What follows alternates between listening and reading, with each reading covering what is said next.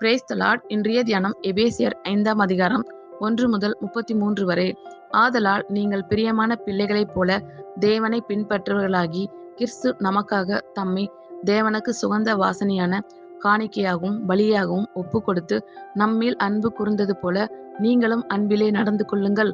மேலும் பரிசுத்தவான்களுக்கு ஏற்றபடி வேசித்தனமும் மற்ற எந்த அசுத்தமும் பொருளாசையும் ஆகிய இவைகளின் பேர் முதலாய் உங்களுக்குள்ளே சொல்லப்படவும் கூடாது.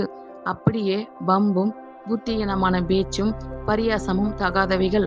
ஸ்தோத்திரம் செய்தலே தகும். விபச்சாரக்காரனாவது, அசுத்தனாவது, விக்கிரக ஆராதனைக்காரனாவது, பொருளாசைக்காரனாவது தேவனுடைய ராஜ்யமாகிய கிறிஸ்துவின் ராஜ்யத்திலே சுதந்திரம் அடைவதில்லை என்று அறிந்திருக்கிறீர்களே.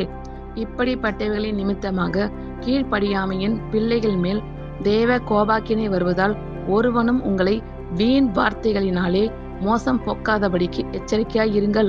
அவர்களுக்கு பங்காளிகள் ஆகாதிருங்கள். முற்காலத்தில் நீங்கள் அந்தகாரமாய் இருந்தீர்கள், இப்பொழுதோ கர்த்தருக்குள் வெளிச்சமாய் இருக்கிறீர்கள். வெளிச்சத்தின் பிள்ளைகளாய் நடந்து கொள்ளுங்கள். ஆவியின் கனி சகல நற்குணத்திலும் நீதியிலும் உண்மையிலும் விளங்கும். கர்த்தருக்கு பிரியமானது இன்னதென்று நீங்கள் சோதித்து பாருங்கள். கனியற்ற அந்தகார கிரிகைகளுக்கு உடன்படாமல் அவைகளை கடிந்து கொள்ளுங்கள். அவர்களால் ஒளிப்படத்தில் செய்யப்படும் கிரிகைகளை சொல்லுகிறதும் அவலட்சணமாய் இருக்கிறதே. அவைகள் எல்லாம் கடிந்து கொள்ளப்பட்டு வெளிச்சத்தினால் வெளியரங்கமாகும். வெளியரங்கமாக்குறதெல்லாம் வெளிச்சமாய் இருக்கிறது. ஆதலால் தூங்குகிற நீ விழித்து மரித்தோரை விட்டு எழுந்திரு. அப்பொழுது கிறிஸ்து உன்னை பிரகாசிப்பார் என்று சொல்லியிருக்கிறார்.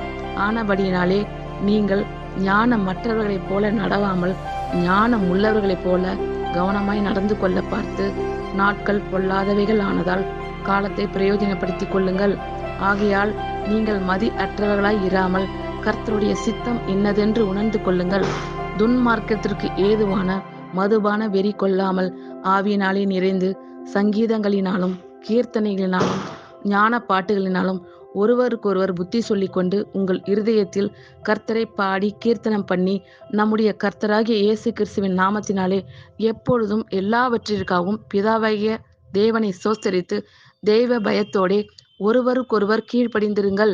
மனைவிகளே, கர்த்தருக்கு கீழ்ப்படுகிறது போல உங்கள் சொந்த புருஷருக்கும் கீழ்ப்படியுங்கள். கிறிஸ்து சபைக்கு தலையாய் இருக்கிறது போல புருஷனும் மனைவிக்கு தலையாய் இருக்கிறான். அவரே சரீரத்திற்கும் இரட்சகராய் இருக்கிறார். ஆகையால் சபையானது கிறிஸ்துவுக்கு கீழ்ப்படுகிறது போல மனைவிகளும் தங்கள் சொந்த புருஷர்களுக்கு எந்த காரியத்திலும் கீழ்ப்படிந்திருக்க வேண்டும்.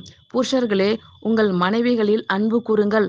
அப்படியே கிறிஸ்துவும் சபையில் அன்பு கூர்ந்து தாம் அதை திருவசனத்தை கொண்டு தண்ணீர் முழுக்கினால் சுத்திகரித்து பரிசுத்தமாக்குகிறதற்கும் கரைதிரை முதலானவைகள் ஒன்றும் இல்லாமல் பரிசுத்தமும் பிழை அற்றதுமான மகிமையுள்ள சபையாக அதை தமக்கு முன் நிறுத்தி கொள்வதற்கும் தம்மை தாமே அதற்காக ஒப்பு கொடுத்தார். அப்படியே புருஷர்களும் தங்கள் மனைவிகளை தங்கள் சொந்த சரீரங்களாக பாவித்து அவர்களில் அன்பு கூற வேண்டும். தன் மனைவியில் அன்பு கூறுகிறவன் தன்னில்தான் அன்பு கூறுகிறான். தன் சொந்த மாம்சத்தை பகைத்தவன் ஒருவனும் இல்லையே. கர்த்தர் சபையை போஷித்து காப்பாற்றுகிறது போல ஒவ்வொருவனும் தன் மாம்சத்தை போஷித்து காப்பாற்றுகிறான். நாம் அவருடைய சரீரத்தின் அவயங்களாகவும் அவருடைய மாம்சத்திற்கும் அவருடைய எலும்புகளுக்கும் உரியவர்களாகவும் இருக்கிறோம். இதனிமித்தம் மனுஷன் தன் தகப்பனையும் தன் தாயையும் விட்டு தன் மனைவியுடன் இசைந்து இருவரும் ஒரே மாம்சமாய் இருப்பார்கள். இந்த இரகசியம் பெரியது. நான் கிறிஸ்துவை பற்றியும் சபையை பற்றியும் சொல்லுகிறேன். எப்படியும் உங்களிலும் அவனவன் தன்னிடத்தில் அன்பு கூறுவது போல தன் மனைவியிடத்திலும் அன்பு கூற கடவன். மனைவியும் புருஷனிடத்தில் பயபக்தியாய் இருக்க கடவள். ஆமேன். கர்த்தர் உங்கள் அனைவரையும் ஆசீர்வதிப்பாராக. God bless you all.